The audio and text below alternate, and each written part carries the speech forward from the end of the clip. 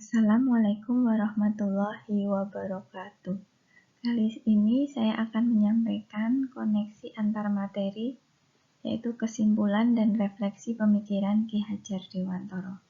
Saya CGP 73 asal Sleman, Pipit Anistia Agiska.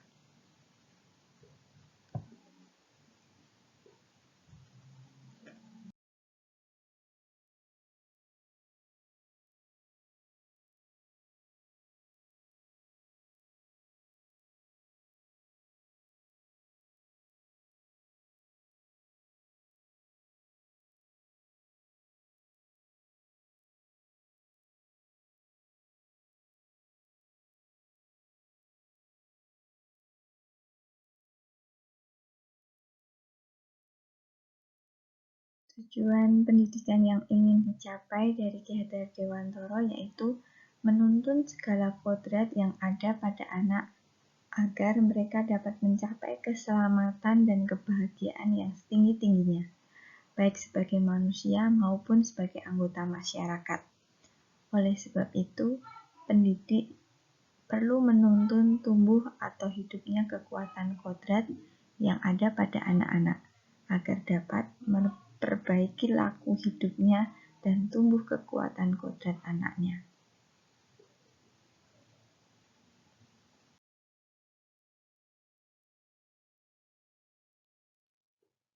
Gambaran atau ilustrasi belajar sambil bermain.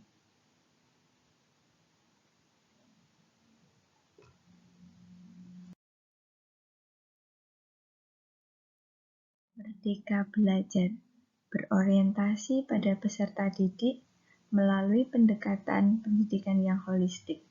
Pendidikan yang holistik itu membangun tumbuh kembang peserta didik dengan mengembangkan seluruh potensi peserta didik secara seimbang, baik intelektual, emosi, fisik, sosial, seni, dan potensi spiritual yang sejalan.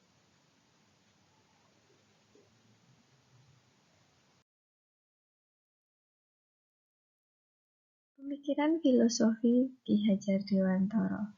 Yang pertama, Trikon, yaitu kontinu dengan alam masyarakat Indonesia. Artinya, secara kontinu kebudayaan harus diefektifkan atau diberikan kepada generasi penerus secara terus-menerus. Yang kedua, konvergen dengan budaya luar. Artinya, penerima nilai-nilai budaya dari luar dengan selektif dan adaptif dan akhirnya bersatu dengan alam universal dan persatuan yang konsentris, yaitu bersatu namun tetap mempunyai kepribadian sendiri. Yang kedua, ngerti, ngeroso, lan nglakoni. Model pembelajaran ini dimaksudkan supaya anak tidak hanya dididik intelektualnya saja atau kognitif, tetapi ngerti. Harus ada keseimbangan dengan ngarso serta ngelakoni. Dengan demikian diharapkan setelah anak menjalani proses belajar mengajar, dapat mengerti dengan akalnya, memahami dengan perasaannya, dan dapat menjalankan atau melaksanakan pengetahuan yang sudah didapat dalam kehidupan masyarakat. Yang ketiga, sistem Among. Pendidikan tidak menghendaki paksaan, melainkan pendidikan harus memberi tuntutan bagi hidup anak-anak agar dapat berkembang dengan subur dan selamat, baik lahir maupun batinnya. Sistem Among melarang adanya hukuman dan paksaan kepada anak didik, karena akan mematikan jiwa merdekanya, mematikan kreativitasnya.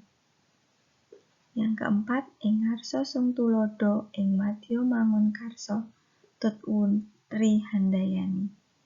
Di depan memberi teladan, di tengah memberi bimbingan, dan di belakang memberi dorongan.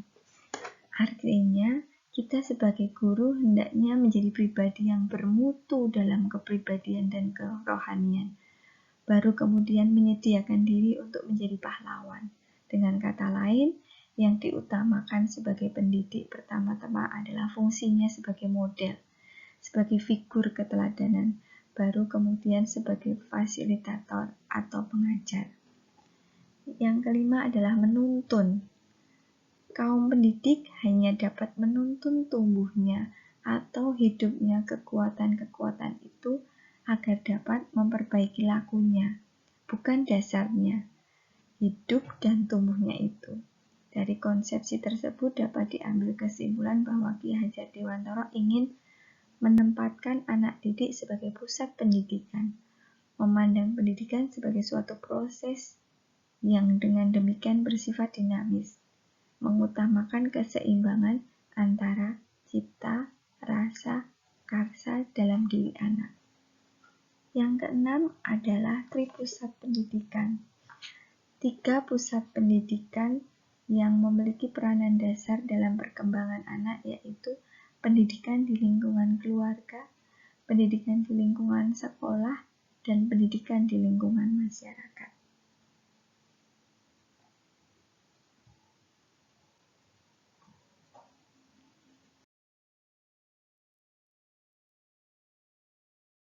Pendidikan dan kebudayaan. Terdapat koneksi antara pendidikan dan kebudayaan yang tidak bisa dipisahkan. Untuk mencapai kebudayaan yang kita impikan dan peradaban bangsa yang kita cita-citakan, perlu fondasi yang utama dan kuat, yaitu pendidikan. Pendidikan adalah tempat bersemayamnya benih-benih kebudayaan.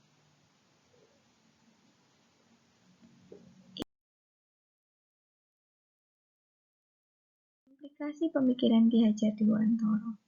Implikasi pembelajaran dan proses pembelajaran yang mencerminkan pemikiran Ki Hajar Dewantara adalah proses pembelajaran yang tidak hanya anak sekolah mendapat nilai yang baik, tetapi proses pembelajaran yang bisa menjadikan peserta didik bisa menjemput peradabannya, yang bisa mencapai keselamatan dan kebahagiaan.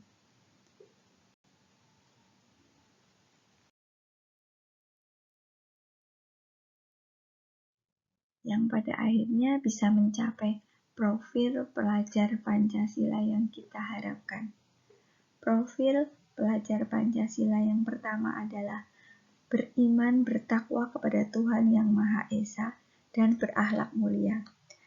Pelajar hendaknya bisa berakhlak beragama, akhlak pribadi, akhlak kepada manusia, akhlak kepada alam, dan akhlak kepada negara. Itu yang kita harapkan.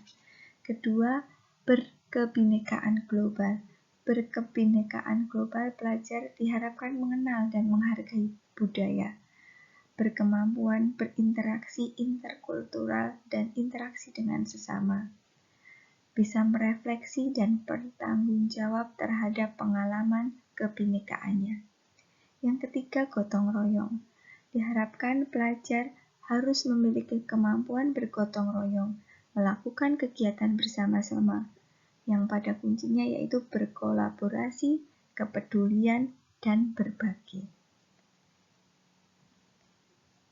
Yang keempat adalah mandiri, yaitu kesadaran akan diri sendiri dari situasi yang mereka hadapi. Yang kelima adalah bernalar kritis. Bernalar kritis, mereka harus bisa memperoleh dan memproses informasi, lalu menganalisis, merefleksikannya, lalu mereka bisa mengambil keputusan. Yang terakhir adalah kreatif. Kreatif ini anak-anak atau peserta didik diharapkan dapat menghasilkan gagasan yang orisinil, menghasilkan karya, dan tindakan juga yang orisinil. Sumber daya manusia yang unggul merupakan pelajar sepanjang hayat yang memiliki kompetensi global dan perilaku sesuai dengan nilai-nilai Pancasila. Pengembangan sumber daya manusia unggul harus bersifat holistik dan tidak berfokus pada kemampuan kognitif saja.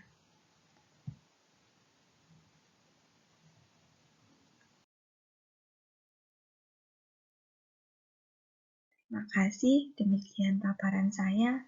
Semangat untuk anak-anak hebat kita, semangat untuk guru-guru hebat.